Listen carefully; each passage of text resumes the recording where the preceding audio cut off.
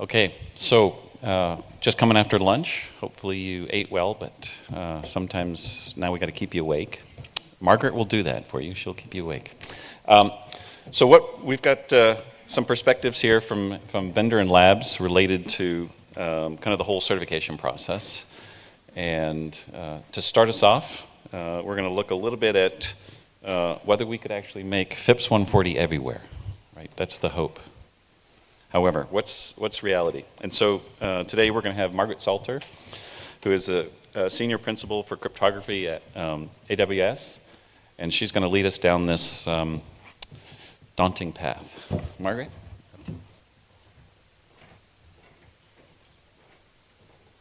Okay. I'm Margaret, and these are my slides. There's the agenda. We're going to talk about why it might be a great idea, why we want to do it, why we can't do it, and can we fix it? So let's start with the vision. Right now, we have cryptographic libraries, and we have a FIPS version, and we have a non-FIPS version. We don't like that. It would be swell if we just had one version that we were taking care of and managing and patching and handling. Right now, every single one of our services that requires FIPS has a TLS endpoint and a non-FIPS TLS endpoint for all the people who would like to use the non-FIPS TLS endpoint. So we have 2 TLS endpoints. We think it'd be nice to have 1 TLS endpoint. If we had FIPS everywhere, we could say, hey, yeah, I've got FIPS. Here's the module, here's the cert number, all done. Instead, we're like, well, yeah, but you have to go to this place and you have to do it this way because there's actually 2 paths in AWS to every service. So you may have FIPS. If you go to the endpoint that has the word FIPS in it, you will have FIPS. If you go to the other endpoint that doesn't have the word FIPS in it, you won't. And I put the journey has value here because we've had a few service teams give it a whirl. Say, hey, can I just use the FIPS 140 version of our libcrypto module everywhere in my service?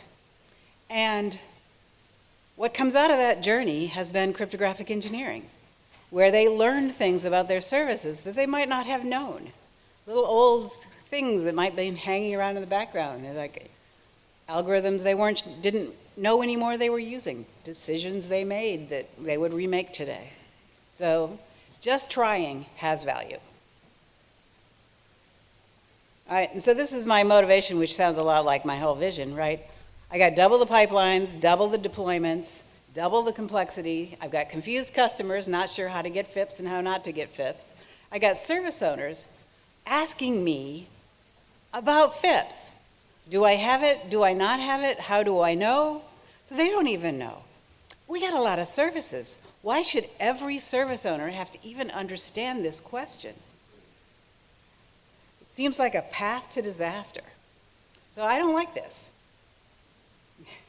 But why can't I change? Why can't I just say, this would be great. We've got a module, AWS libcrypto. It's got a nice FIPS certificate. That certificate has a number. Why can't we just use it? And the answer is all the obstacles that I'm going to go through right now. Let's start with algorithms. 25519. In FIPS mode, my server is not allowed to offer 25519. 50% of the traffic coming to our TLS endpoints, our FIPS TLS endpoints, ask for 25519. What does that mean? It means a boatload of round trips. So I have to have even more server capacity other than I made 2, a FIPS one and a non-FIPS one. Now my FIPS one has to be beefier because of all the round trips, because of all the customers who are hitting the FIPS endpoints and asking for 25519.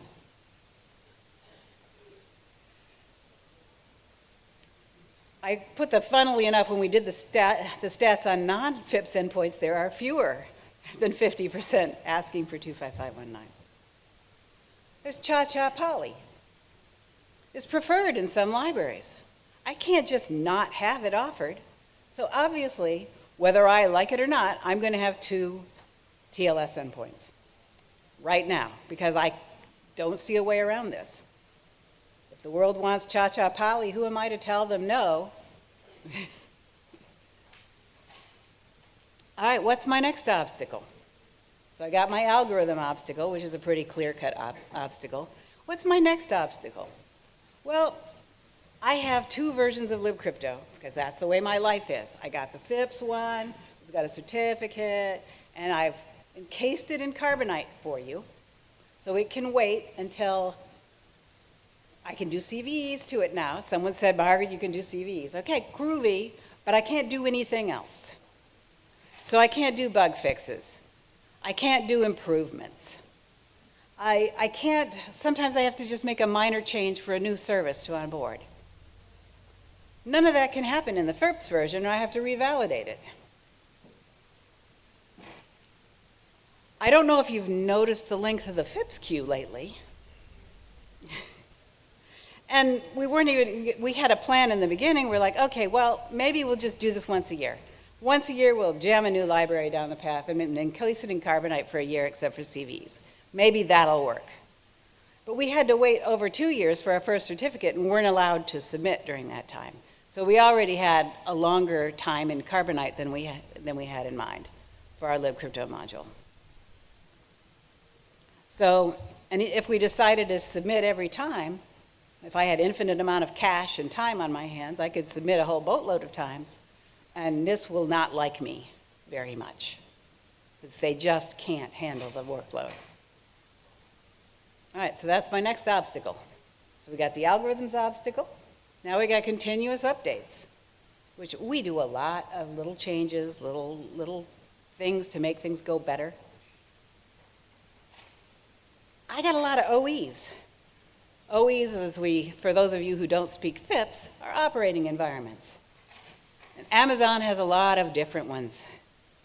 And they get patched and changed a whole bunch. And my certificate has an OE written on it. There's some caveats so that maybe I can still be FIPS as my OEs change, but what if I got a new OE that I want to roll in? And I have to make some minor changes to make it go on the new OE. Well, then it needs some revalidation, doesn't it? And then there's the dreadful situation with the random number generators. This isn't the random number generator track, but we had to write a software random number generator and embed it into our cryptographic library. And we had to do that because we have no guarantees that the platform upon which we are running has a random number generator in hardware that has a FIPS certificate. And if you look at the probabilities and the odds by scanning through the number of RBGs that have been validated, you know your odds aren't good. So instead, we had to make a little software random number generator, and we run it.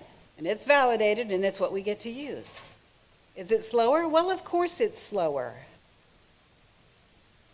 Would we prefer to use the hardware? Yes, we would. But we can't. And I put this little extra in here, RDC is okay, RD-RAND is not. I'm supposed to figure all this out at runtime? I don't think so. That's why we have a software, random number generator running. And we will for the foreseeable future until something changes in random number generator land.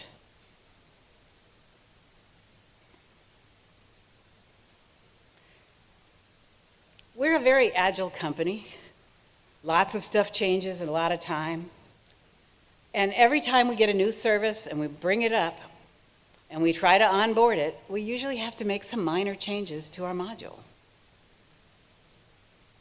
And when a service team comes and they show us what we're doing, we usually have to have huge discussions with the service team in order to get it FIPSy, FIPSified, whatever the verb is on that. And each one of the service teams ends up engaged with our team in long, arduous conversations that they should not have to understand. But that's the way it is right now. We actually have to have deep seated discussions about where their data is going and how they're handling it and what did they do over here and what did they do over there. There is no easy button. It's a hand-holding exercise per service.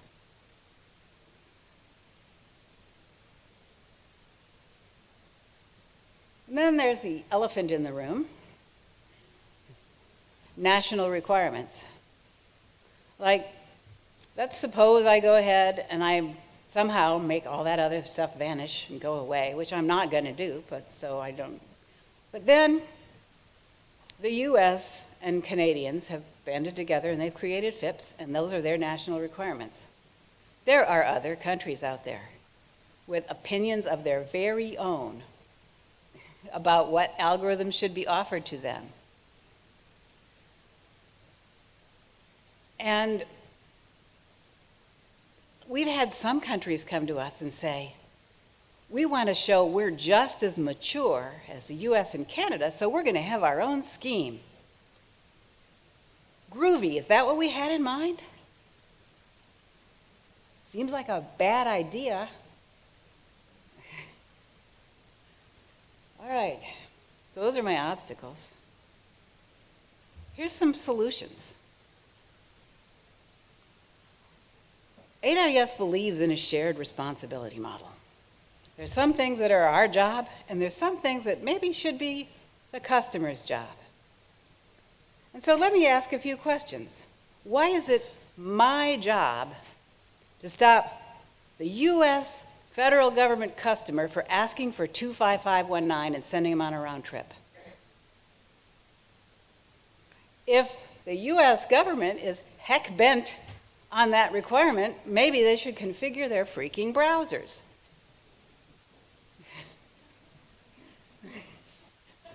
So I missed the part, as some people sometimes say, I missed the part where this ended up to be my problem.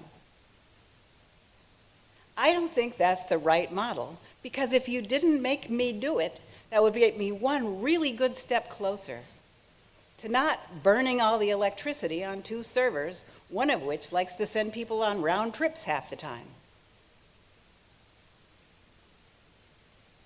And the second, we've shown you a module. We've signed FedRAMP contracts. We've been really cooperative. And many other vendors have done exactly the same thing. Why can't we have some discretion about what we do with our module? Why is it only CVEs that we can patch? There's other things we'd like to do. And I promise to come back on on a cadence set for me by FedRAMP or FIPS or whoever feels like it. Right? You tell me to come back once a year, I'll come back once a year. But let me make the changes over that year. Let me do what I need to do to keep a sustainable model moving. That gets me one step closer. Or heck, FedRAMP spends a lot of time asking us about our patch management and et cetera, et cetera, et cetera. Right? They spend a lot of time talking to us and validating our processes.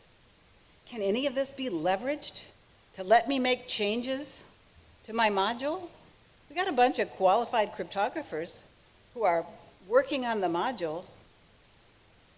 How can we convince you that we know how to change it for our own purposes without damaging it?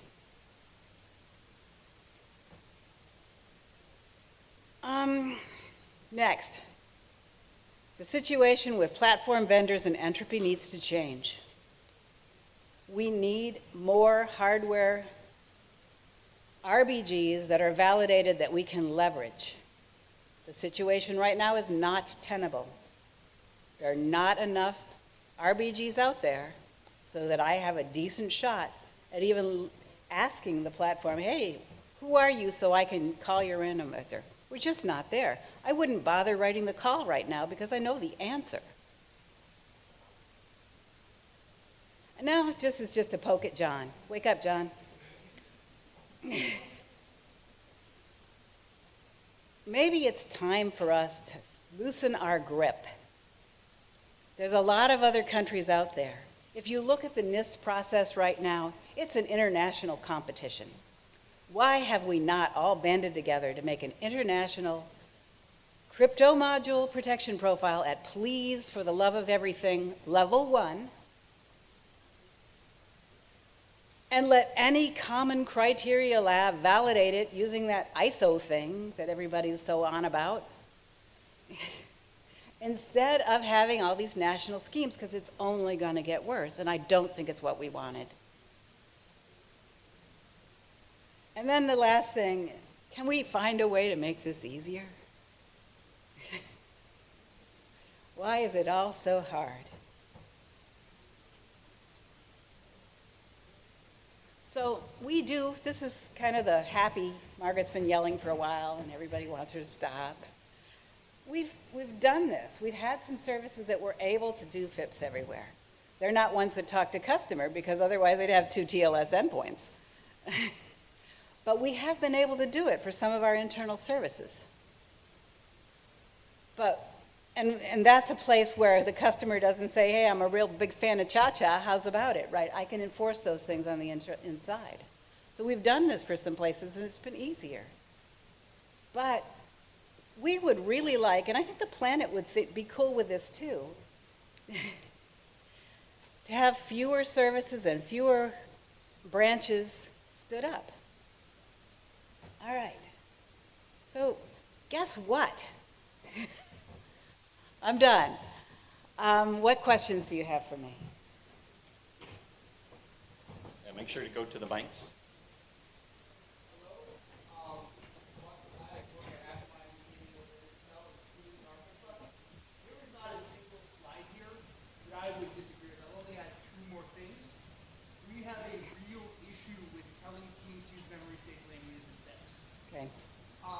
And this is something where NIST really has requirements that don't add a lot of value that they get very The other thing is with sort of the chat poly dance, there's a reason we have to use chat poly for IoT devices. And that's security issues with AES if you don't have dedicated hardware.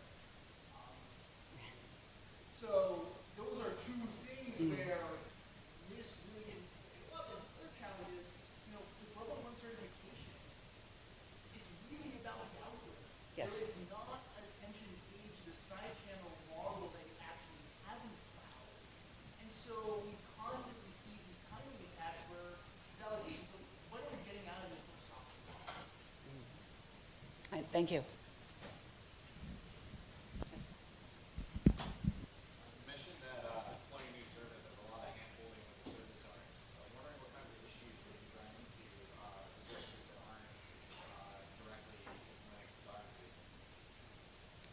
It's kind of a combination, and I'm not sure I can go into too much detail here. I'd drag Alicia up to the stage, but she doesn't want to come. I think there was one, I kind of got this from, there was a thread I was watching on the FIPS channel, and every time I watch a thread on the FIPS channel, a service team comes in and says, here's what I'm kind of doing. I get my key from KMS, but KMS isn't fast enough, so I have to mushy it around and make 10 keys. And then I'm going to do this. And we have to stop them, and we have to figure out exactly what they're doing and how we make what they've done, which is take a perfectly fine key from a perfectly fine FIPS module, plop it into a non-FIPS module, and then plop it back into a FIPS module again. And we have to handhold them through other ways of handling that problem. And so that's just one example, but every time I look at the FIPS channel, there's some long discussion about, a mode or a way of using something or key management, where they're just plain confused. And, they made decisions back when they weren't a FIPS service that we kind of have to undo, and that requires a lot of hand-holding. Oh, look how you wrapped that key. That's not an approved way to wrap that key. Now you have to redo the key wrap. And one of the things we've really learned from these service teams also is you need to have a whole lot of testing. Because when we rip an algorithm out from under you, you don't want to deploy that to the prod. You prefer to catch the boo-boo earlier.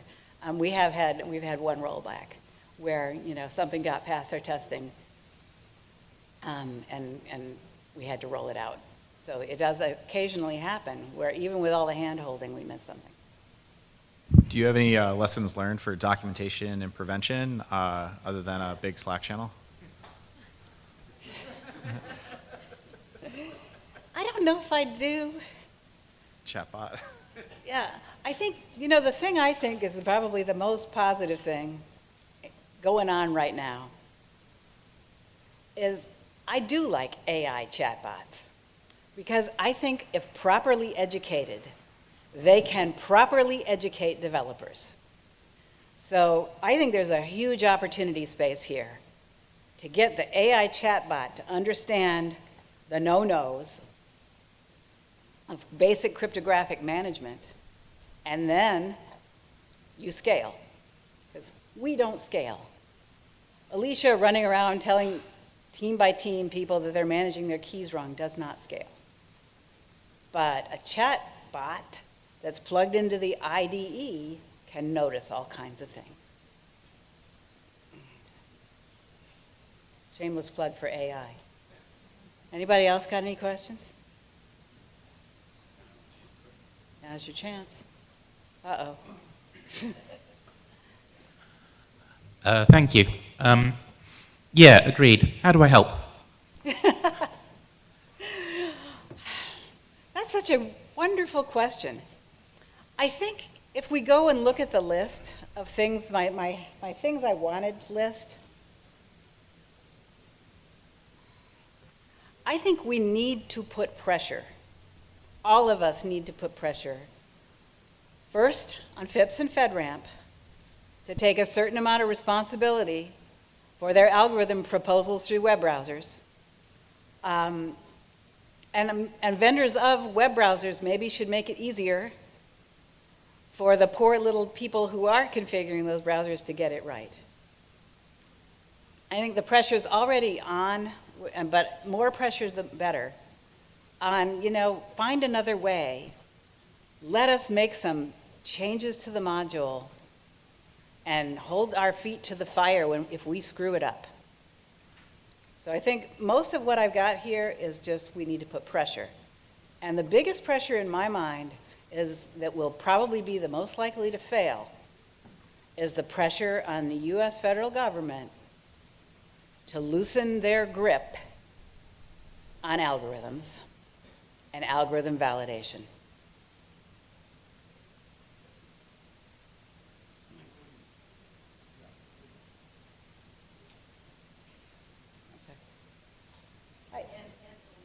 Oh, and OEs. Yes, thank you. All right, has everybody had enough? Did we take too little time? Are we all in trouble? No, that's not too bad. I've seen worse. Sorry, I just wanted to add Oh, one okay. thing. You mentioned the common criteria. Yeah. There's actually their TLS client and server setup. The server is restricted to that Cypher Suite list. The clients just have to propose that list, but they could add anything else to it. So that's probably why you're seeing poly in that. If you want that to change, the next time NIAP makes a new draft, you could propose to have the client also restrict. Hey, John, can you do that for me? Oh, thank you. That is an excellent suggestion, because that's part of the problem. Is I've got all these browsers coming up asking for things that FIPS doesn't like, and I've somehow become their traffic cop. Anything else? All right, cool. So join me. Yes, Margaret, thank you very much. Thank you, Margaret. Okay, so we've got a couple on the phone for a bit, just so that everyone can hear the questions. So let's get started. This will be a very good discussion here with the panel, and it's entitled, If I Led the CMVP, Thoughts for the CMVP from Labs and Vendors. So this is very much of, I think, a good thing as us as a community in sharing. I'd like to turn things over to David Hawes, who will lead out this panel discussion. Thank you very much. Please join me in welcoming them.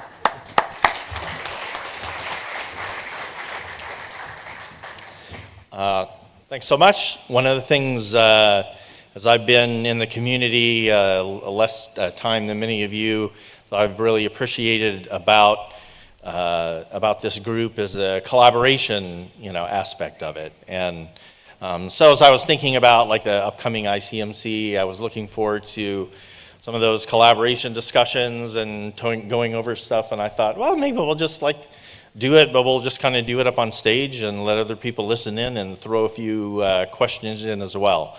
So that's kind of the genesis of this panel discussion. So, we have lots of challenges in the CMVP office, and so there are just a couple in my mind that I brought up, I had thought about and wanted to, again, kind of have some level of discussion with folks about, and particularly, again, labs and vendors, and chose panelists that are a part of that. Let me do the introductions real quick. This is Steve Wayman right here. Unfortunately, he's on the panel from Keypair. He wasn't able to, at the last minute, be able to come and attend. I actually have some of his written comments that I'll be reading, in this place here as well. Ryan Thomas from Lightship, and thankful, to all of them for being here as well. Trish Wolff from Cisco, and Swapneela Unkule from atsec.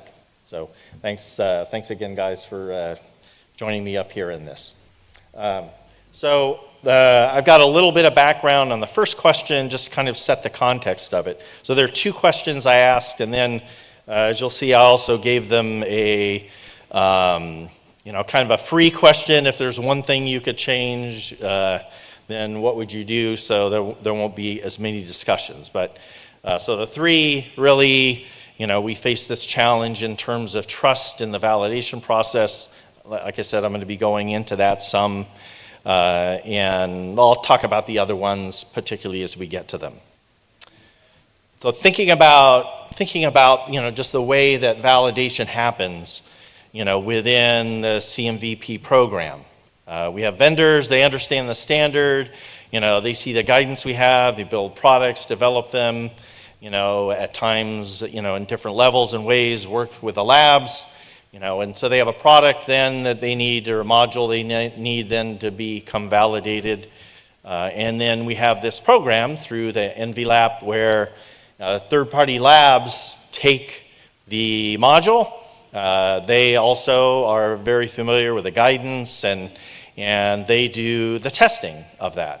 And it's a big standard. There's a lot of testing and evaluation associated with it, and then that gets passed on in the process to our office at the CMVP. And so we get the test report specifically. We get some of the documentation. We don't get the module itself. We look at the standard, that we're in the guidance that we've developed and produced, and then, we ask this kind of final step question, okay, does it pass? Is it conform to the standard, certificate and publishing? As I think about this kind of issue related to trust in this process, there are a couple things that are clear. One, the CMVP certainly is not staffed, equipped to kind of do the testing. Like that's what the labs are for, to actually be the ones to test, to do the evaluation, and to give us in our office that recommendation saying that yes, this does conform. So then how do we kind of bring labs into this? How do we have labs that we can trust in terms of their process? So the NVLAP has its processes and systems in place to do that. That includes initial certification. That includes one of the requirements as a test individuals have to take and pass, and there are requirements on labs having members, and those doing the testing need to have passed this test. We have an artifact that is an example of a module, and as a part of the certification process, they have to kind of pretend that's a module they're testing and validating and give us the results of that. So that's the initial part of the initial certification. We also have recurring things that happen. We have retesting. The individuals have to retest at a certain period of time. And we have biannual audits of the labs. to go in and meet with them and check and confirm these things are happening. So those are kind of more at the front end of the process. And then again, and also part of this trust is, as we look at what we receive, the test report, those things we kind of have on this back end. I've called it here individual, looking at each test report that comes in, and I call it a semi-thorough, report review. Reviewing the report, and there's this process where we send, we look at it, we send comments back, we get, comments, we resolve them, and then, the certificate comes out. So I think those are, as I think about kind of the components that when we're saying, at the end, the CMVP is saying, yes, we're awarding this certificate, what are the pieces in place that end up kind of creating our trust? Because certainly in all of these aspects, we've got a system in place to create that, but we're not particularly on the back end confirming kind of every detail of that. Even with what we call this semi-thorough report review, there's a lot of it that like we're not there when the operational testing is going on. We don't see often the results. We get summaries at times of what those results are. There's also a pretty significant complication in this. It is a very large standard, and there are lots and lots of requirements. We've heard about this in the conference so far. A large scope of modules. There's one standard that covers kind of all the different types of modules and all the different boundary definitions associated with it, and all the different collections of algorithms that are a part there. It's just huge. So there's one standard, that encompasses that. That makes kind of conformance, the challenge of measuring and evaluating conformance to the standard, and then from our perspective, knowing that that's happened well as the lab has done their work.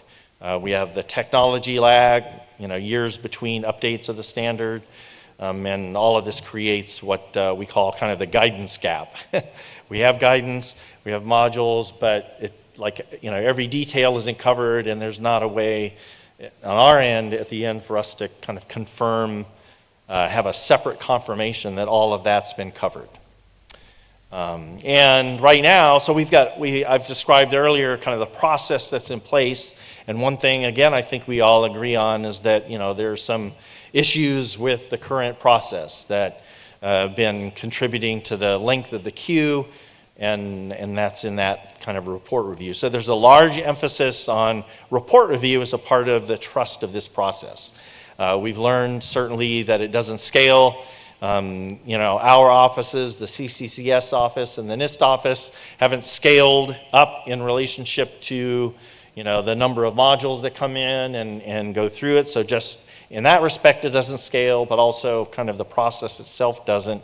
And, these are short lists, and we have many other things we could add to them, but it's also at the end of the process, this report review part. And so this is after all the testing's been done, and we get this end part. So any adjustment at that point, has to kind of backtrack, through the process, and obviously catching things and kind of confirming this trust sooner is better than later. We also understand that, the CVP testing assessment is imperfect. I had a kind of side job in private education for 15 years. And so I understand some details of assessments and how valuable they are, and different assessments and different kinds. In that case, it was for students. But so yeah, the CVP test is an imperfect assessment. It's, again, such a large area. You have to have one test. It doesn't necessarily match the way testing is done, and again, et cetera. So I want to at least make the point that we understand there's some issues associated with how things are done. So what our challenge is, and I'm getting to the question, what our challenge is we've got a limited number of resources. We've got to solve this problem. Or we've got to best address, how do we address this trust problem? How do we invest from the CMVP side? How do we invest our time, our efforts to kind of maximize, the situation that exists, maximize the trust that we have, the value in terms of the labs and their testing, and maximize what the assurance, the certainty we have when the modules go through the process that they're there. And you see the subtitle on this slide, I've got a pie chart that kind of takes the areas that we could invest in the program now, how much time we spend, and so report review, the purple slice is a big slice. There's a lot of time in our office spent on report review. And these percentages, I didn't do a calculation to create this slide chart. So that's the caveat up there. These don't reflect exact counts of numbers of times, but just kind of more my sense to give a picture of what I'm talking about. So we know there's a large amount of report review. We have the certification process at the front end, we have the testing, we have the audits, and so, we have this configuration that exists now, right, in the amount of time that we spend. So, my question is, let's say you led the CMVP and you got to change these pie charts. You got to change how we spend our time. You can't increase it, you're not going to get more people, but if you were leading the CMVP efforts, how would you adjust those? So that's the first question. I'm going to read some of the responses from Steve from KeyPair. And then we'll turn it over to the panelists to jump in. So this is what Steve said. Maximize collaboration with the community. The greatest improvements in program performance have come from such collaboration. This might include open source, the back-end tooling with a community group that steers development and prioritizes features and updates. And certainly, there's some levels of automation. I haven't talked about that in this slide in terms of making efficiencies associated with each of kind of the pie charts and the pieces of the pie. Pursue reuse mechanisms, which could take multiple forms. Graham Costa has proposed one approach, and other approaches include curating vetted JSON modules for typical crypto usages and industry protocols, which the community could take the lead on curating as a CMUF activity. And then related to the previous 2 points is enabling and encouraging vendor access to the back-end tools. And Trish is a cheerleader for that, certainly, in the calls that we made. Move toward targeted review timeframes in the spirit of service level agreements. This likely must occur in a stepwise process. That is, the CMVP needs to pursue set targets, track actual times, make process and or target adjustments. And then again, community feedback, pursue meaningful feedback from the community and instrument the back-end tooling in support of that goal. So this another recommendation for the tooling. So those are what we got from Steve. So why don't we start at this end with Ryan. Great points. So don't know, is this mic on? Yeah, yes.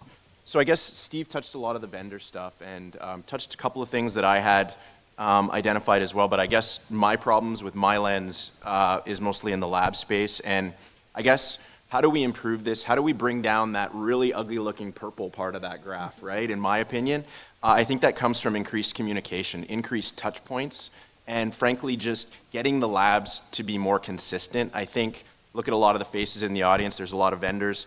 I think we can all admit right now, one of the biggest problems in the program is that I think you could go to mature labs with mature processes with experienced folks, and you're getting different answers. You're getting strong opinions, strong leans in different directions, and that's not, in the spirit of what the program, it doesn't help anyone, it doesn't benefit the program. In fact, it's a big detraction. So I think, in my opinion, and I know I've sort of browbeat the CMVP with this week, and so bear with me one last time. You can beat me up later, or I'll buy you a beer maybe later just to make up for it. But I think what I'd like to see is something like in common criteria where you have a package prepared, you're submitting it, and just prior to the review by the scheme, or the CMVP in this case, we could have an opportunity to explain, here's what's going on, here's the module, level 1, it's OpenSSL based, here's the important stuff, here's what we tested, here was our approach, here's a nice fancy block diagram. What questions do you have? We're happy to sort of Really let's focus, like I look at this as a risk exercise, like most things in life, and like, where are the pain points for these types of modules? This is where we should be spending our time. And I think if we look at it critically with the most commonly validated modules, say level 1 software or a traditional appliance, I think we could easily identify those really areas where we need to focus, get those triage discussed up front, and then the CMVP reviewers, I think, would be read in, sort of understand, and be able to do a very efficient review. And if the lab didn't do a good job preparing that presentation, you could put them in the penalty box, right? That incentivizes us to be better as labs, to present to you, explain what we did, explain our process. The other thing is, we personally, like I've been in the program for a long time. How long do I have? No, I'll try to be brief. I'll be brief, yeah. Just last point, and Trish, you get to go. I learned personally, and my team learns so much from our touch points with CMVP during our audits. They take a report with specific context in mind, and they go, hey, what did you do here? We don't understand. Or, hey, we don't like what you put in this requirement. We don't think it's the correct interpretation. Here's what we'd rather see. Boom, we get it, the light bulb goes on. I can guarantee you going forward, like, that is corrected, we get it, and we put that into our process going forward. Where I see the current comment or previous comment back and forth, it goes several iterations, and it just wastes everyone's time. Sorry, Trish. No, actually, I'm going to jump on to what Ryan said, because even though I'm coming at it from a vendor perspective, that early on touch point, so I also run our request for guidance working group. And if you had that touch point earlier, we would address a lot of questions, because yes, there are a lot of repetitive modules out there with software, basic appliances, but there's also a lot of complicated questions coming up, especially with 140-3. And if you had that touch point, instead of being a punitive organization that assesses points because you got it wrong, it becomes an education organization with a growth mindset. So it's very focused on, let's teach the labs, let's teach the evaluators, but also let's pass that down to the vendors. Let's teach the vendors, because we keep putting out, and we're putting out a lot of things very fast, and something that I put out now doesn't get picked up for another 6 months, so I've already made those mistakes over and over again. Whereas if I'm involved in that touch point, I'm gonna fix those things quickly. So I wholly second Ryan on this point. The other thing that I think would really help is the communication that Steve talked about. Right now, we very much play a game of telephone. So we go, vendor to many labs, because the way it's structured, we aren't one-to-one. So we have multiple labs, and then we have the CMVP. And then the CMV comes back to the labs, and then we get multiple opinions. So a good example where communication broke down was the interim validation. It went to the labs first, and then to the vendors. Well, the vendors get 5 different interpretations of something. So instead of having it go like this, create a more triangular thing where we're all talking to each other. There are lab-specific things where we can't be involved, but improve communication, and we're doing that with the CMUF, with the RFG working group, with everything. There's a lot of really good things in place, but we need to keep working on that communication train. I will quit talking so Swapneela gets it. Thank you. So I think the question is about building the trust. The trust will be built by trusting the people who are involved in this process. And when it comes to lab, I think, Dave, you already pointed out, currently the 2 measures that you have is a CVP testing and then lab accreditation. Lab accreditation happens every 2 years, and CVP testing happens every 4 years for that specific individual, which is a long period of time. In that time, there are too many changes, many transitions that are happening. So taking a point further from Ryan, you can have a check-in, check-out, or these type of process, but they don't have to be repeated for each lab, for each module. You can have a trust in the lab based on the data that you already have. You have the number of CVP testers, you have the number of modules, or they are submitting the range of modules, the type of modules, the security level, that can already tell you the competency of the lab. You can have all this data curated, and you can have kind of a ranking system, like a AAA ranking. You can have a lab which has, all of this knowledge with them. You can do a check-in, check-out maybe once or twice for a same type of module. And then after that, you could kind of have your faith in there because you have gone through their process, and the faith can keep building based on the submissions they are doing. So maybe for them, you don't have to do check-in, check-out every time. Only when they come up with the new type of module that they have never handled, you can go back to the process, and that will also reduce the load on the CMVP.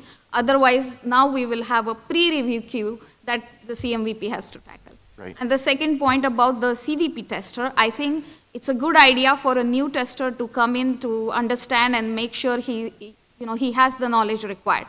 But once you take the exam, there is not much benefit to take it 4 years after the same exam when the person has already gone into the seniority. Instead, you can judge from his performance within the community. That will also encourage his participation. Like you can think of IG reviews, the RFG working group, or there are many other things. This will help build the participation from that individual and take the pressure off of getting the same CVP exam again. So this is dangerous. You've left me a little time to ask follow-up questions. I have a follow-up comment about education. Okay, go ahead. Yeah, no. So if because any of you have follow-ups with each other. Well, I had a follow-up on that, because I think you're right. Reduce the CVP, because that's just a test. That's a point in time, that's a set of standards over and over again. But we really do need to focus on education. How do we improve the education that's out there? There's so many, as Dave already mentioned, there's so many standards, so many different things. This isn't a simple protection profile. Not that they're simple, but, it's not a protection profile. There's lots of different levels of standards, and we need to really add and boost the education that we're offering so that you take your CVP, it's a baseline, it's where you start, but how do you grow? I said to my director one time, I was like, I could teach FIPS pretty quickly, and you can teach basic FIPS very fast. But to really get deep so that you can deal with these complex modules, we need a better education system, and that's something that needs to come. I actually like what you said, Swapneela, and I think we could make it something like a CP, if you get your CISSP, Yes. you get like points for continuing learning. Yes. But I also think if you look at our context in our industry, we want to incentivize some behaviors. What do we want to incentivize? We want to incentivize, right now there's an inequitable amount of volunteering out there in CMUF. Yeah. Right? People making contributions in the RFG groups, people contributing in different areas. There's some labs that are really contributing, there's some labs that maybe aren't contributing as much. If you maybe incentivized, after post-CVP, you incentivize these behaviors, it benefits them, it benefits the community, and I think it would really involve good outcomes. I think, those are the types of things that you've checked that box initially, so now let's look at getting experience doing more testing, but also being involved in the community, because inherently you're going to learn new technologies. You're going to be dealing with different vendors, different modules, solving different problems, right? Right. And also, contributing. Right. Yeah, and when you say incentivize, give reward points, not the ECR points. That's scaring them. No, come up with a growth system. So instead of ECR points that are punitive, come up with a system that says, hey, you know what, you did this wrong, but instead of us penalizing you in a negative way, we're going to come in and teach you. We're going to come educate. And then the more we educate, the more positive points you get. And so it really does create a growth system where people are willing to ask questions, challenge norms, and contribute to the community.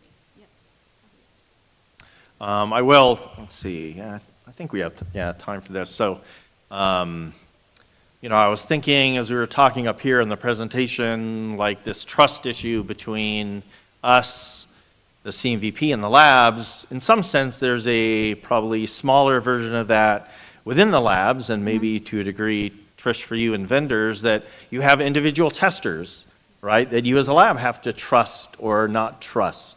So I think my question is, are there things, so we have our things in place, we have this CVP test.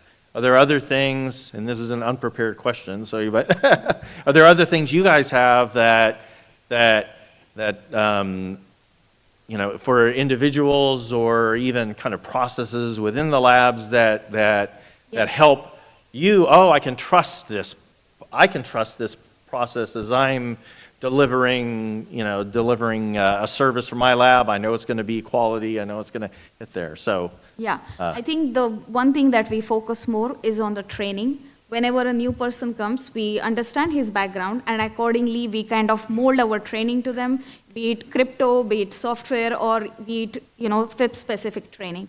After the training, they kind of go through mock quizzes related to algorithm or FIPS standard, and then they get onto the actual project. We start with like a gap analysis, and they can do something like a revalidation, which is, much easier, and then they work with some other senior people to get on the actual project.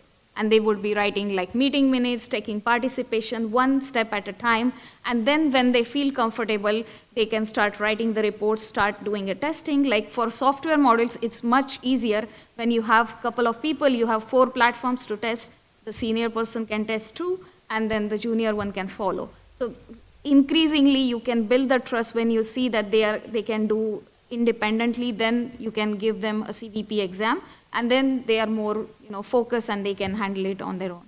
Right. Any thoughts, Ryan? Yeah. Yeah, so I think it really depends on the type of hire or the type of individual and what their background is. If they're fresh out of school, if they're an intern or something to that effect, or like the training program has to be tailored to their specific background, their specific professional experience, what they're bringing. And so I think what we traditionally do is we look at the types of activities that lend themselves to, like, it's a regular activity, so like ACVP testing, right? Get them really engrossed in that, in the grassroots. Maybe physical security testing, because I think regardless of your background, the way that the requirements are written, you can easily sort of get in with some mentorship and be very productive in doing physical security testing right away. Maybe there's a candidate like Entropy's maybe not something that you'd want to introduce quite right for someone that comes in. But I think what we try to do is look at the individual, look at their background, and then try to tailor that to them. But I think it's a hybrid where we're giving them a little bit, and then also getting them some project experience, and then sort of augmenting that with training lessons learned. But we always pair them with a senior person, so there's that course correction that happens.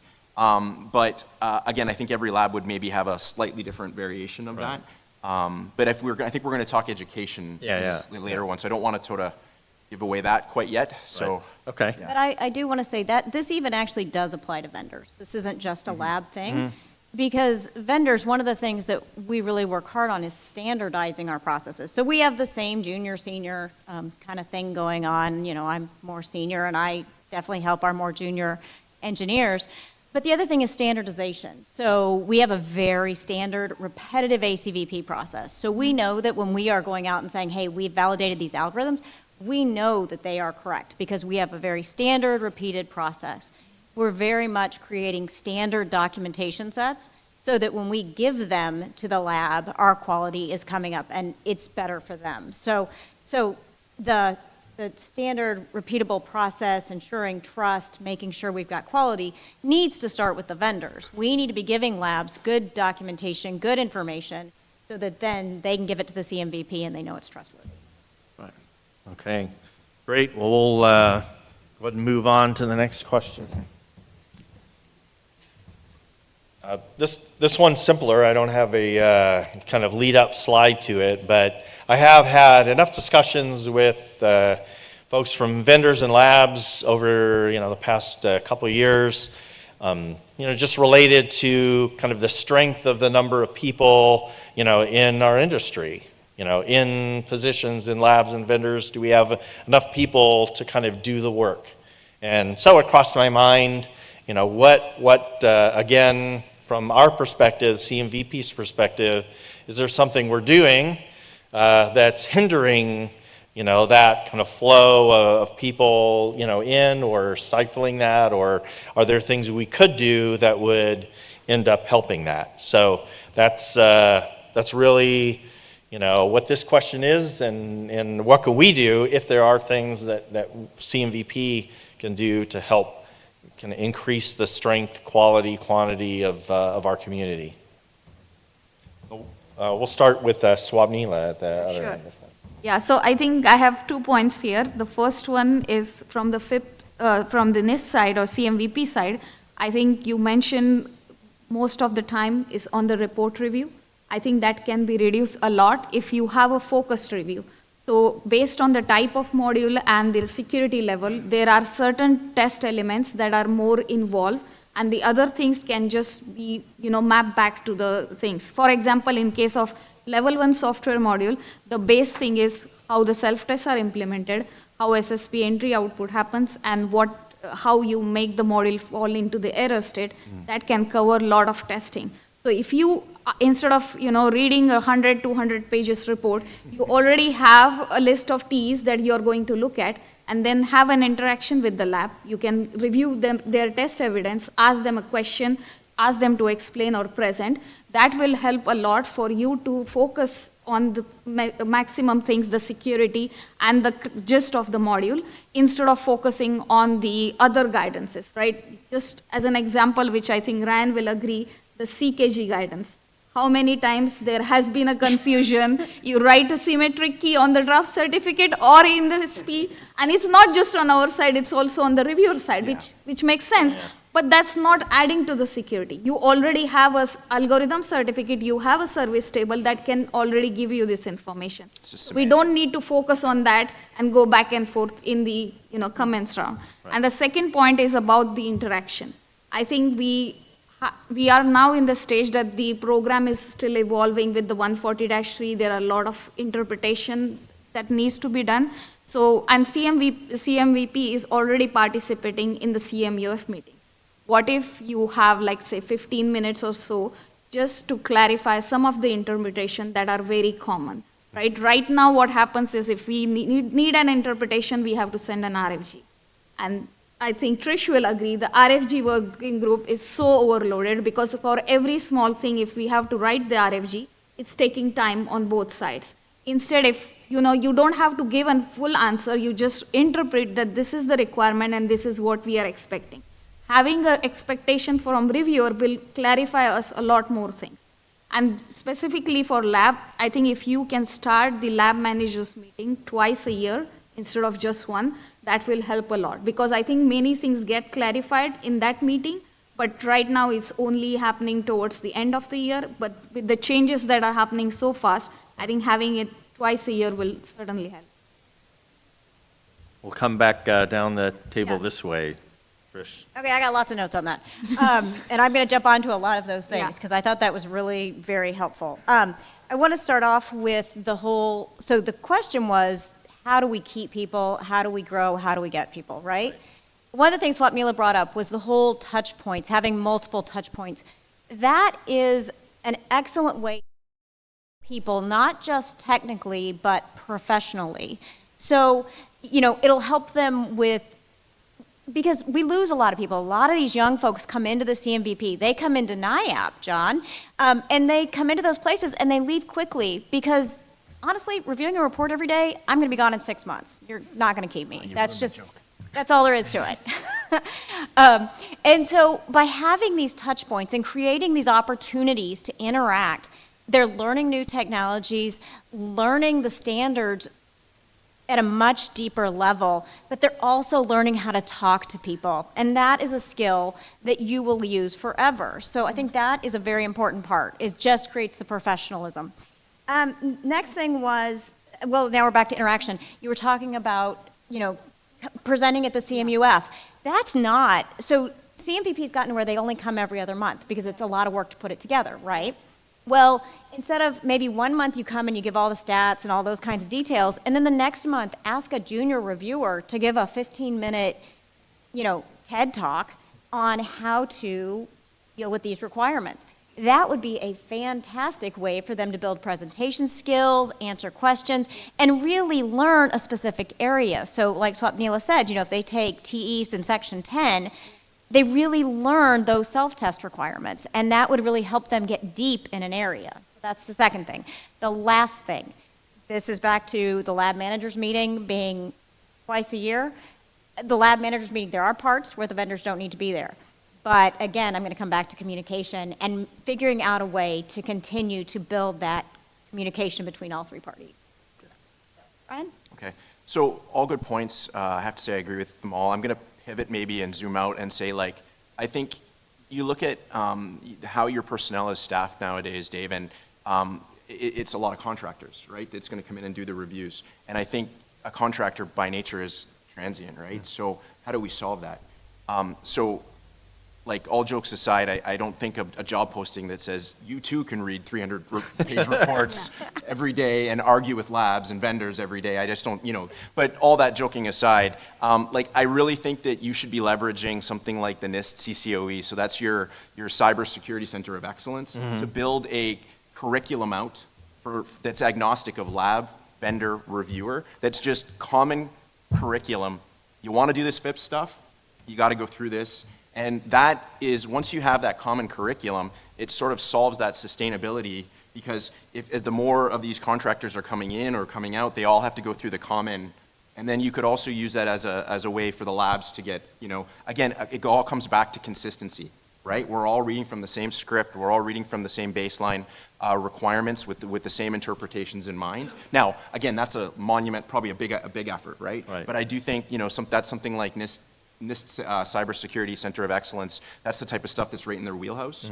And I do think they have like the technology, the sort of domains of expertise there that could put this up. And I do think it's that important, because like Matt Shaw got on that CMUF call in August, and he said, like, this is fundamentally important to the security of the US and Canada, and the Canadian government makes the same type of statements. So let's put our money where our mouth is. If it's that important, let's engage the people that can do these things, and let's create a baseline curriculum for the algorithms, the requirements, the types of testing, and we can augment with the same thing as the ideas that you guys had as well. But that was sort of my big sort of recommendation for this. Well, actually, and the other option is, besides the NCCOE, is the University of New Hampshire actually already does this with IPv6 and other certification programs. Right. Like, they are well versed in this. They've already got the setup to do it. Is there a way to plug into the college system and leverage what's already up there at UNH to do this type of work? That's a great point. I think in Canada, we've had a wonderful experience with one of the local Ottawa colleges. And what we've done is actually started an intern program. And sort of we get to sort of bring in a couple of students, maybe not every semester, but maybe twice a year, and we get them integrated in. And some of them done fantastic with flying colors. Some of them, it's not for them. They want to be a pen tester or whatever, right? So don't they all? But no, I think, but engaging the higher education communities. And getting these, like, people are looking for these types of jobs, right? They may not stay in it forever, but I think the percentage you'll get that's a hit, right, is going to be high enough that it's worth the time and investment. I think you guys do similar things too, right? Yes. Yeah. And I think we can also take the help from the community. There are so many people working in the same area, 20 years, 25 years. They have, and they are also with the new technology, because we clearly see there is a gap between the standard and the new technology. And we can take their help to bridge the gap, learn from them, and include this in the curriculum that can help, the new reviewers, all the new testers, or the new vendors get up to the speed. Yeah. Well, the other thing is, you just said if they leave. Well, if they leave, who cares? They've left with, well, really, I mean, they leave with good training. Like, they leave well-educated so that they go out, and they're now sitting in the seat you're in, and they are able to talk that talk and talk to the people doing the programming. And so we've educated those people, and we're putting more people out into the wild that actually understand and can speak this language, which would really help. That's great, thank you. We're going to move on to the third question, and hopefully leave some time for questions out there too. So the third question is just pretty open-ended. I won't even stand up. Let's see. Just, the sense that there are things that add, time, cost, and effort, but like from your perspective, like just don't add overall security value to the process. If you could pick one thing. And Only one. Yeah, I know, just one, sorry, but we have a limited time. So just pick one thing. We've mentioned a lot, some other things already, but we'll start in the middle this time with Trish. I want you to start with Ryan on this one. I think Ryan's got a lot to add. Okay, go ahead, Ryan. Ryan? Okay, you've been, Well, I think Steve. you seated it, maybe not all of her time, but the Oh, no, beginning no, time. no, I'm not taking Okay. all my time. He gets to kick us off, though. Okay. What do I pick?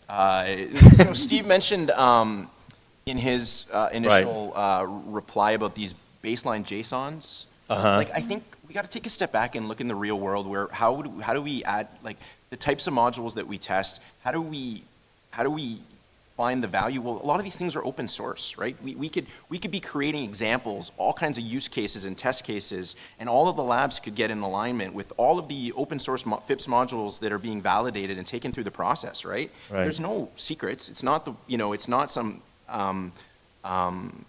it's not so hard to do. And I really want to look at things in the same lens of, like, this is an 80-20 thing. We can solve this. Like, I think 80% of the things that get validated are level 1 software. You could tell me if I'm wrong. Level 1 software or like in a traditional appliance.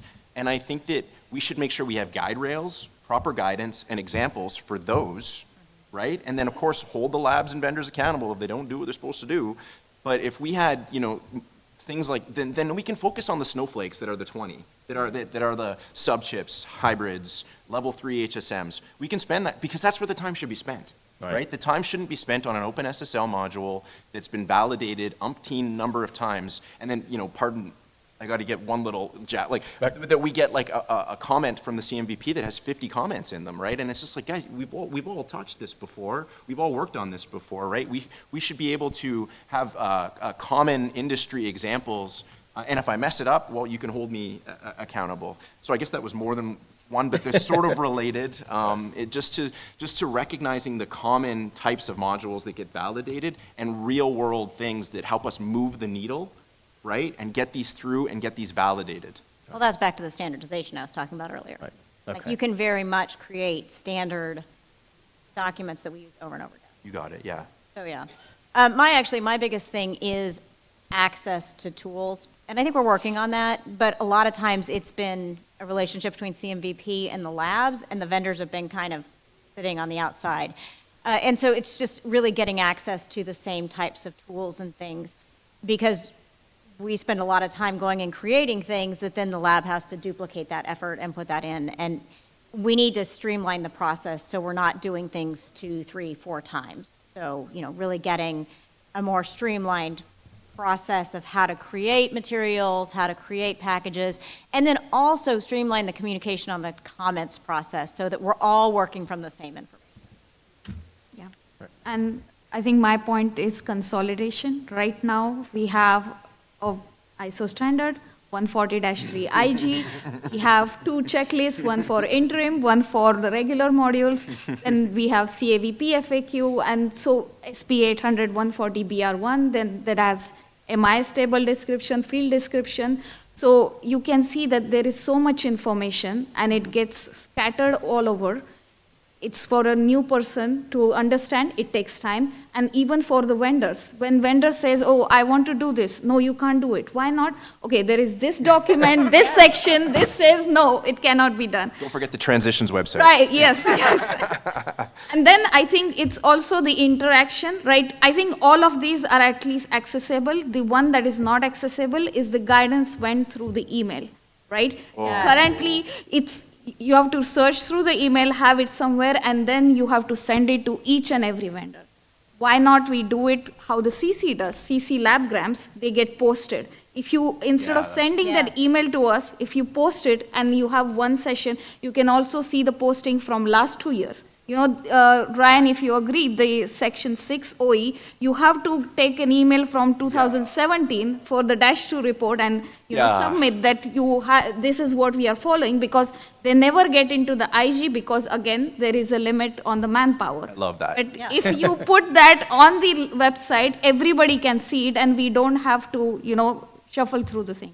Well, and besides that, we never saw it. So Yes. we didn't happen to be the vendor that you were working with. So Right. that comment went to vendor X. Yeah. And me, vendor Y, didn't see it. And so that is kind of what I'm talking about with the communication. A lot of stuff goes directly to the lab and it never filters down to, because we're the different vendor that they're not working on at that moment. So if that stuff was in a place and we could see it and be like, oh, okay, we need to do this thing, that's really helpful.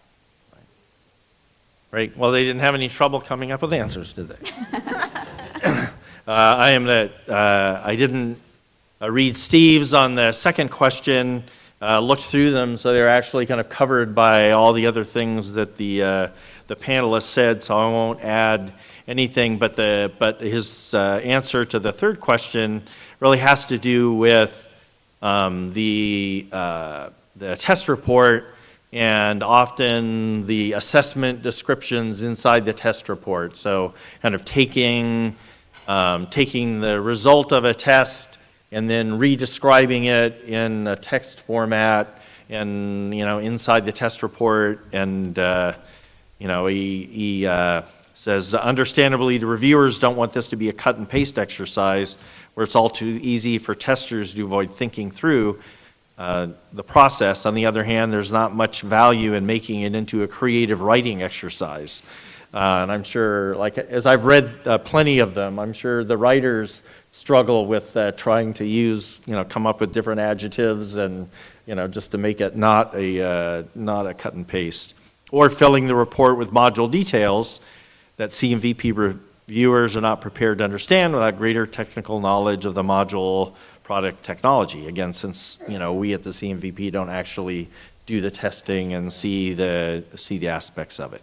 So great comments. Thank you. So we're going to go to the microphones here, or the comments. And so remember, so what I would offer to you is you can answer this question like yourself. That's dangerous. So that would be, and on the earlier slide, I put we asked for this. So you can, criticism, constructive criticism is helpful. We've heard it. We know we have, issues to look at, but again, things that don't particularly add value. If you have follow-up questions for the panelists, then those are open too. So, yeah, hi, Dave Cornwell from Booz Allen. So I have a master's degree and I have a PhD. I don't have to retake those exams every 4 years to keep those letters after my name. Right. For CVP, I think the CVP exam should be sufficient for you to be identified as a subject matter expert in FIPS. And you shouldn't have to retake that exam every 4 years to maintain that. I live and I work in the field, and so I'm fully aware of what is changing every day. So I think it's very little benefit for me to retake the exam every 4 years. Great, thank you. So as a bit of a FIPS heretic, I ran a lab for 20 years. I would say take that CVP exam, put it on the shelf and forget it. Because I don't know that there's anybody that works in development as an engineer that does it in isolation without all those references. It's a poor exam for people that don't do exams well. They can be perfect testers and do all the right things, but if they can't do an exam where there are no references and you got to have it all in memory, it's a waste of time. You don't want people working and you from lose memory. people. Everybody, I've never ever asked any of my testers, well, you're going to do this module, but you don't get to look at FIPS 140-1 or 2. Dash 3 came out after I left the game. And I asked many times of the CMVP, do you have any statistics on what the value of some of these measures you've put in have been? For example, are things really that much better with a CVP exam? Or would it be better to look at the testers and the modules that they worked on and find out, is there something of a pattern in what they're doing to identify, well, you need to work on this? Or even for a particular lab, is there a pattern of the comments that keep coming out, but never ever got any kind of answer? I don't think that sort of thing is done. And that would provide some value in terms of, again, getting away from assigning demerits for your driver's license because you made a mistake here. You want to correct it, and I think all the labs are interested in doing, valuable work that advances things and gets people their modules validated. So, the big stick doesn't really work. I hope that we're moving into an area where it's a little more collegial. Certainly when I started back in Dash 1, it was more collegial. Now, we didn't have a lot of modules going through and it wasn't a lot of labs, so you could afford some time. But unfortunately, we moved with -2 towards 2000 into a bit of an interregnum where it was spears being chucked back and forth all the time between Yeah. labs and the CMVP, which really didn't advance the yardsticks or the quality of what was going on. So I hope it's moving away from that, but there are some of those things, when you bring in measures, do the work to, figure out, is it really providing value, or are we just wasting time and effort by keeping them there? Anyway, I'll get off my soapbox now. Well, and you got to say, it is definitely more collaborative because Dave put Yeah. himself up for Yeah. this, and we really have to thank him Yes. for that. Yeah, I think we have to acknowledge that that's been a common theme throughout this ICMC, is that the CMVP have really been transparent and open and been soliciting feedback and really open, to transparency, and so we really appreciate it. I will follow up on that, the whole CVP testing, and maybe lean a little bit on my, private education. It's got to scale, right? So, if you're a teacher in a classroom and you want to confirm an assessment level for someone, obviously the best way to do it is to meet with every student, to have an individual interaction with them, to kind of give them different sets of problems based on what they're doing.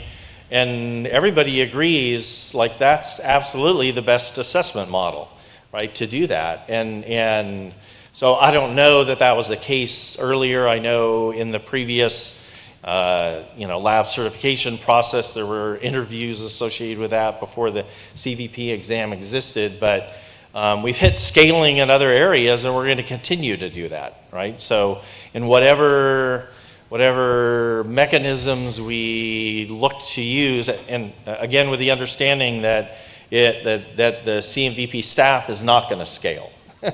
So whatever ways we approach this can't be, have to scale too. And so obviously an exam given is something that is written and given to multiple people can scale. I'm not saying, that requires us to stay there, but in considering it, that's a pretty important consideration for us in whatever kind of assessment pieces go out that they have to, because it's just going to get, more and more. We want, back to the other point, we want more and more people, right? And we want more and more people in and educated and capable and working on this. A quick follow-up. I saw you jump back up again. Just say, keep the exam. You could keep the exam, but make it an open book exam. Yeah. Because, right. as I said, they're always going to have all the references there, and they can dig through them. They can even have notes in their references, because that's how they work. And that's what you really want to be examining. Yeah, okay, Yeah. I think Thank you, everyone Shawn. talk about CVP. I don't want to make this opportunity slip away. And I do want to add on that we can take a balanced approach. It's not a binary option, you keep it or eliminate it. I really see the value of having such an exam, but retake it and take it again. There's very little added value. No, I took it twice for -2 to -3, 2017, 2020, and I'm about to take it again. If everyone can give me a waiver for take it again, I will be very happy. That's why I'm standing here to make my point heard. If I take it, I will pass it. I can guarantee it. But is there a point of making me take it again for the third time? But anyway, I want to say that you can have exam for the new testers. I really see a value in motivating them to learn, okay? And there's some bar set there. And we don't have to go through the Pearson view. You often have the contract gaps and then nothing available, and we don't know when it's becoming available. We can make it as a community effort. We can actually create a database for the questions and make it freely available, accessible online. Don't have to travel. Our colleagues in Munich, they have to go to a certain city by train, 6 hours one way just to take the exam or take it again. We don't want that to happen. We want to have the resources, time, effort put on the spot where we need it the most. So as we speaking, we actually, I said we created a database of the questions. We use that to train all new testers, and we pretty strict on it. And we wanted to kind of, we We are generous. Anyone who want to use it, feel free. And you also donate your questions after you own your study. So where's the concepts, notions, things that are important? You come up with the questions, and we make the knowledge base big, reusable. And I agree that you can do it with open book. You can search, take your time. Doesn't have to be in 180 minutes. The idea is you encourage people to learn and get a reward by running it and get motivated to learn more and contribute for other people to learn as well. I think that should be the mentality rather than, okay, take the test, pay $400 for each attempt, and then ask people to take it again after 4 years. So I just want to chime in my feedback here. Thank you. Hey, so again, a lot of good points. I don't have anything to add there, but kind of what worries me is I hope someone was taking notes and, you know, we're going to be actionable, right? Because I'm worried you're going to go out and this is just going to live here, right? And just die. So I'm hoping maybe in the next ICMC, maybe you can present, you know, out of 25 ideas, you liked maybe 15, and then you implemented 5 of those. So good to see some kind of action, you know, coming up. So great point. Yep. Is it recorded? This is recorded. It is. Yeah, it's recorded. Yep. Recorded. Yep, thank you. So my head went to things that have added time, effort, and cost, but actually probably took away from the value. I would say I want to go after the point scheme for a minute. Assessing points for the right reasons is necessary. For technical failings, for things like that. I would say assessing points for having the wrong location on a report, for typos, for not having somebody who passed the exam having been present in the room when an automation script was run. Things like that result in loss of accreditation cost a lot of time and a lot of effort. So I think that that's a big area that should be revisited. Yeah. Hi, why can't this be part of my CI? Why is it that we're talking about getting more humans to do something that's a very human-intensive process that lasting months and months, rather than saying we need, you know, move to the way that software is tested all over these places? You know, it's a very painful process, and the fact we also don't get the guidance on how to use it. You know, by the time it filters through the security policy and everything, I end up having to tell people, no, we need to make it less secure so we can comply with FIPS across language choice, across not using the next TLS version, et cetera. And NIST has taken very little responsibility to fix these things. Well, there is an automation initiative underway. Right? Yeah. So there are pieces moving in that direction. So there is an initiative underway, an automation project for the NCCOE, and there's several vendors that are taking part, several labs taking part, as well as CMVP has participation as well. So what has to happen is you do have to get all these entities in aligned, agree on the test cases, agree on, even for a module like OpenSSL, like what is the output we should be seeing, what buttons should you be hitting, what test scripts are acceptable, right? What verdicts are you rendering? But that is underway. It's taking time, and this is a very esoteric standard. And as you move up in the complexity and the levels, like it doesn't lend itself to automation because you do have to make human decisions on some things. But for the 80/20 modules, right, the modules that are commonly done, I do think they lend themselves to something like you're suggesting. And there's a section tomorrow, I don't remember whether it's in the morning or the afternoon, all on progress of the Yeah, but it's kind of like the UN though. You got to get everybody on the same page, and you know it's kind of difficult. So we're running out of time here. So just Sure. I'm actually, I represent the product side. I go through the pain of getting my product, you know, to the go-to-market. We are moving towards digital transformation, AI. I think lab and CMVP should start thinking about any mundane stuff that needs to be completed through documentation or reports they need to automate. I don't understand. We talk about PQC. And I'm worried when my product will get certified if I start using PQC. I don't think so, whether NIST or the lab are equipped to take the load if we start doing artificial intelligence. So I think digital transformation is a must. They need to really look at any task that can be automated in terms of documentation. I'm sure that they should consider that. Thank you. I also think you raise a good point about queue length there. One of the things, so the interim thing has been fantastic. It's gotten a lot of us out of a stuck point, but we have to continue to monitor that situation. And one of the things Steve mentioned was SLAs. So if I get on the MIP list and I've been there for 90 days, do I now get an interim validation? So we need to continue to look at that program and figure out, is it a one and done, or is there a way to modify that program going forward so that we have it in our back pocket to use when we get in another situation? Just a general comment here that, the labs are meant to be, they should be looked at. Actually, the CMVP spends half their time looking at reports based on your diagram, right? So my thought is that, well, if you want to try to, probably create more efficiencies within the CMVP, maybe treat the labs as an extension of the CMVP, because obviously they go through, lab accreditation audits every 2 years, so they're very, very knowledgeable in the technology and knowing when to say yes and when to say no to the vendors.